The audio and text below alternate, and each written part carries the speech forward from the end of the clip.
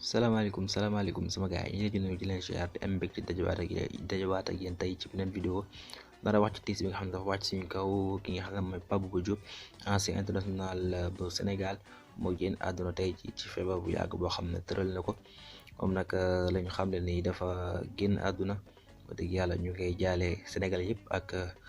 ñi nga xam ne ñoom la nekkandoo woon ci équipe nationale bu Sénégal waa génération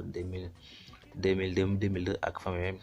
rawatina waa Rufisque tamit am na fa la cosaanu waa Rufisque ñu leen koy jaale bu baax a baax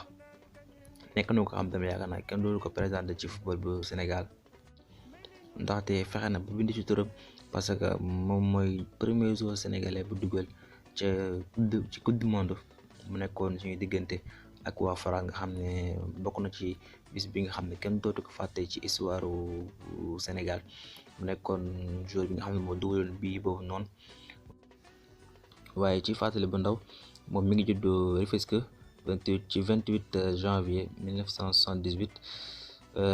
fa la juddoo football na tamit fi nga xam ne mooy Sénégal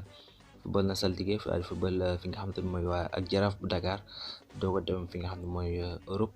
Europe na football na fa club yu bari football na championnat France football na championnat Angleterre football na tamit championnat Suisse ak yeneen club yu si mel ni ay West Ham ay Fulham ay Lens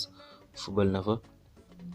dem amal fa ay liggéey yu am solo équipe nationale tamit def na fi ci loolu yu rëy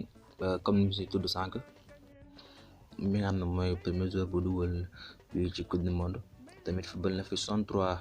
match équipe nationale daa ci dugal li nga xam ne mooy 11 bi mu nekk loo xam ne tamit kenn dootu ko fàtte ci taarixu football Sénégal. lu jëm nag ci carrière am mi ngi ko arrêté ci atum 2013 17 janvier 2013 la jeexal li nga xam ne mooy carrière professionnelle am en tout cas li ñu mën a wax ci moom daal mooy que ni